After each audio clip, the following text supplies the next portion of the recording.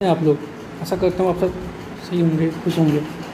चलिए आज स्टार्ट करते हैं सेक्शन 2 उसी book kind of modern civilization and alternative future का सेकंड चैप्टर सेक्शन 2 के बारे में बात करेंगे। इसमें बताया गया है कि सिविलाइजेशन का इतिहास क्या है और कैसे बहुत सारी सभ्यताएं जो हैं वो आया और ख़त्म हो गया, तो इसके बारे में बात करेंगे आज। तो इसमें बताया गया है कि टाइम प्लेस और सर्कमस्टांस के अनुसार बहुत सारी सभ्यताओं का उदय हुआ और अस्त हो गया, और बहुत सारी सभ्यताएं ऐसे हैं जिनके बारे में कुछ भी पता नहीं है, भूल चुके हैं अब। और यहाँ पे आप देख सकते हैं कि बहुत सारे सभ्यताओं का डेट एंड टाइम लिखा हुआ है कि कब वो शुरू हुआ और कब तक वो है या ख़त्म हो गया। तो इसमें सबसे पहले वैदिक सिविलाइजेशन आता है जो कि आज भी है, समर है, उसके बाद इंडस वैली है, ancient Egypt, Elamite, Canaan, China, Greece, Korea, तो ऐसे बहुत सारे हैं। तो ये सारे जो हैं सभ्यताएं के बारे में बताया गया है कि ये अभी हैं और मतलब कुछ हैं और कुछ ख़त्म हो चुका है। तो इसी के बारे में डिटेल में बात करेंगे कि ये सभ्यताएं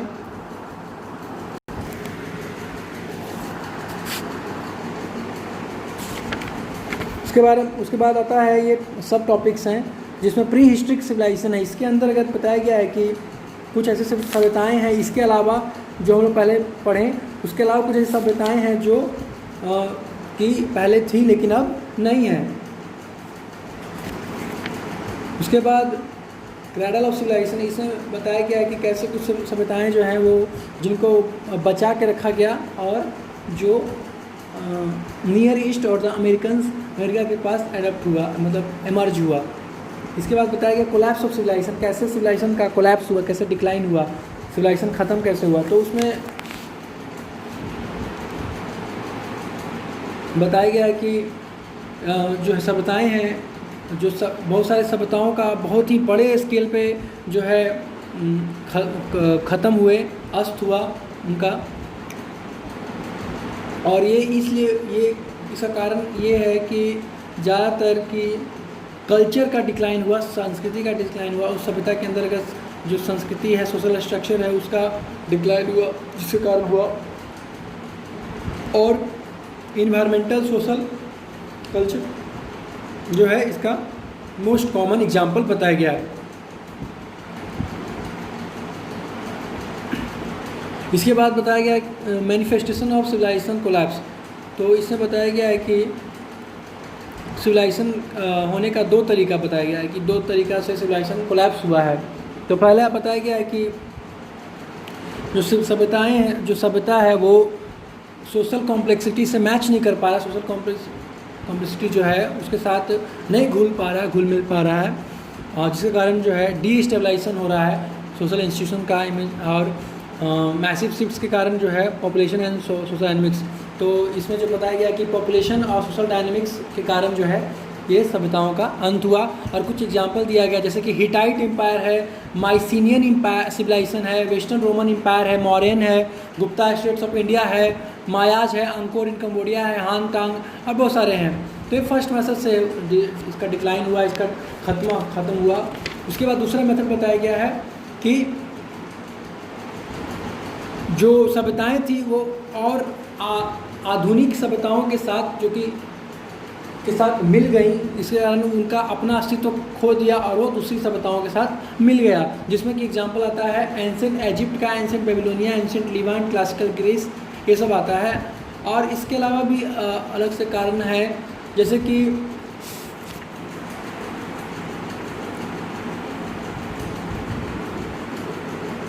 बताया गया है कि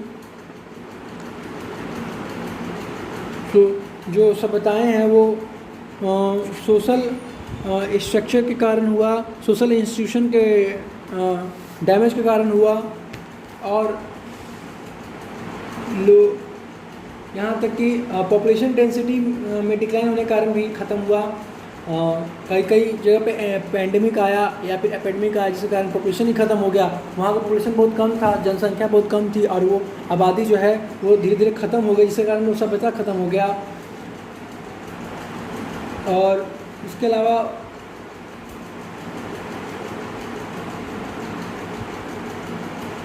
मेनली यही दिया हुआ है। उसके बाद फिर आता है मॉडल्स ऑफ सिविलाइजेशन कोलैप्स। इसमें एक बुक है the collapse of complex societies, जो कि जोसेफ टेंटर के द्वारा लिखा गया है। उन्होंने बताया है कि जो सभ्यता ख़त्म हुआ है उसका 3 मॉडल बताया है कि 3 मॉडल के तहत वो ख़त्म हुआ है। पहला मॉडल उन्होंने बताया कि डायनासोर मॉडल है।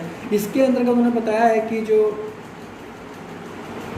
कि बड़े स्केल पे जो है सोसाइटी जो है वो रिसोर्सेज को कंज्यूम कर रही थी, एक्सप्लॉइट कर रही थी, एक्सपोनेंशियल रेट से जो है एक्सप्लॉइटेशन हो रहा था, और जो सोल्यूशन अगर कुछ दिया जा रहा था तो उसको एक्सेप्ट नहीं किया जा रहा था, और कोई बदलाव की जो है भावना नहीं थी। मतलब कोई अगर कुछ सोल्यूशन दे रहा था तो वो नहीं स्वीकार किया जा रहा था, और एलिट लोगों के द्वारा, बड़े बड़े लोगों के द्वारा अपने स्वार्थ के लिए जो है रिसोर्सेज को यूज किया जा रहा था और एक्सप्लॉइट किया जा रहा था। इसके बाद दूसरा मॉडल बताया रनवे ट्रेन मॉडल। इसमें बताया गया कि जो सोसाइटी है वो केवल और केवल एडवांसमेंट के लिए जो है रिसोर्सेज को किसी भी हद तक डैमेज करने को तैयार थी, और वो ग्रोथ बढ़ाने के लिए ही केवल और केवल इस जो सभ्यता है, जो ये सोसाइटी था, वो केवल ग्रोथ मटेरियल ग्रोथ के लिए ही केवल और केवल जो है एक्टिव था, बाकी और कुछ नहीं। उसके बाद आता है हाउस ऑफ कार्ड्स मॉडल। इसमें टेंटर ने बताया है कि जो सोसाइटी है वो इतना बड़ा ग्रोथ हुआ उसका कि वो अनस्टेबल हो गया, और वो जो है कोप अप नहीं कर पाया, वो मैच नहीं कर पाया। जैसे कि ईस्टर आइलैंड के बारे में बताया गया कि ईस्टर आइलैंड किस प्रकार से जो है रैपिड डिक्लाइन हुआ, वहाँ पे पेड़ों का कटना, क्योंकि जो है वहाँ पे एक्सट्रीम यूज हो रहा था रिसोर्सेज का अपने मतलब के लिए, अपने फ़ायदे के लिए, और इसके कारण जो है वहाँ पे पेड़ इतना ख़त्म हो गया कि वहाँ पे जीवन जो है संभव नहीं हो पाया। तो ये था हाउस ऑफ कार्ड्स मॉडल। उसके बाद फिर टोइनबी थ्योरी ऑफ डिके, इन्होंने एक थ्योरी बताया, टोइनबी ने एक थ्योरी दिया है अपने बुक में स्टडी ऑफ हिस्ट्री में, जिस बताया है कि कैसे जो है डिके होता है। तो उन्होंने स्टेजेस बताया है कि क्या होता है। जेनेसिस होता है growth, time of troubles, universal state and disintegration. इस प्रकार से डिके होता है, सड़ता है, कोई चीज़ ख़त्म होता है। तो उन्होंने बताया है कि जो सभ्यता का विनाश हुआ है वो उसका मेन कारण है क्रिएटिव माइनॉरिटी जो है वो डिटीरियोट हो गया, वो ख़त्म होने लगा, वो ख़राब हो गया।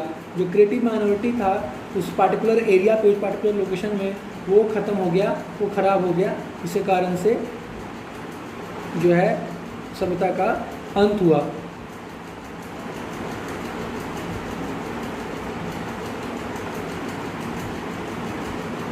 इसके बाद आता है लॉस्ट सिटीज़।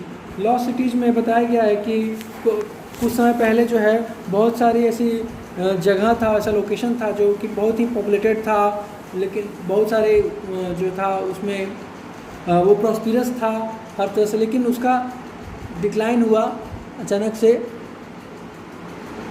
और उसके डिक्लाइन का कारण है बताया गया यहाँ पे कि साइज़ का एक कारण हुआ कि साइज़ कम साइज़ पड़ रहा था, पॉपुलेशन के अनुसार वो साइज़ कम पड़ रहा था वहाँ पे, इसी कारण लोग वहाँ से पलायन कर गए। उसके अलावा बताया गया है कि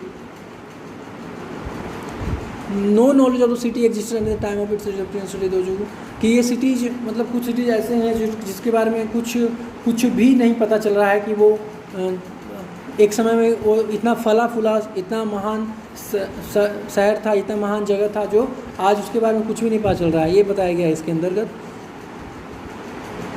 और जो है कारण बताया जा रहा है कि बहुत सारे कारण हो सकते हैं, जैसे कि ज्योग्राफिक कारण हो सकता है, इकोनॉमिक कारण हो सकता है कि वो जो जगह है वो वहाँ पे रहने लायक ना हो, वहाँ पे अधिक पानी हो रहा हो, या फिर अधिक बाढ़ आ रहा हो, अधिक अर्थक्वेक हो, ऐसे एरिया है। तो ज्योग्राफिकल कारण है। इकोनॉमिकल कारण है कि वहाँ पे जो है मार्केट प्लेस नहीं बन पा रहा है, जिस कारण लोग वहाँ पे इकोनॉमिकल ग्रोथ नहीं हो पा रहा है। सोशल कारण हो सकता है कि आपस में लड़ाई झगड़ा हो रहा है, और भी बहुत सारे कारण हो सकते हैं सिटीज़ के ख़त्म होने में। और इसके बहुत सारे एग्जांपल है, जैसे कि एक्हेतान इजिप्ट में एक एक्हेतान सिटी है, कैनोपस इजिप्ट में है, इजावा इजिप्ट में है, तानिस इजिप्ट में है, मेम्फिस इजिप्ट में है, अवारिस है, लेप्टिस मैग्ना है, दौगा है तुनिसिया में, कार्थाज है ग्रेट जिम्बाब्वे में, और भी बहुत सारे जो है सिटीज़ है अफ्रीका के, एशिया के, ईस्ट के, फिर साउथ अमेरिका के, नॉर्थ अमेरिका के, यूरोप के। तो ऐसे बहुत सारे सिटीज़ के बारे में यहाँ पे बताया गया है। और इसके बाद एक स्टोरी बताया गया है सेंटलीज का कि कैसे वो लोग सरवाइव कर रहे हैं अभी तक।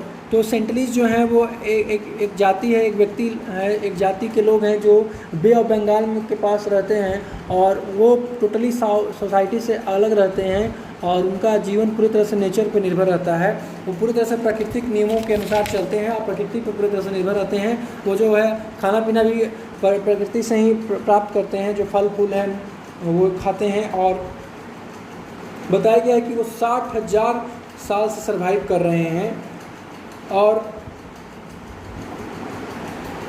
वो एक बार 2004 में जब सुनामी आया था तो भी उनको अफेक्ट नहीं हुआ। पूरा बे ऑफ बंगाल में, पूरा बंगाल में जब आया था तो सब कुछ अफेक्ट हुआ था, लेकिन वो आइसलैंड में रहने वाले लोग अफेक्ट नहीं हुए थे। और जब उनको मदद करने के लिए सरकार ने गए तो वहाँ उनको किसी मदद की ज़रूरत ही नहीं थी। तो इस प्रकार से जो है इस सेक्शन का एंड होता है। Thank you very much.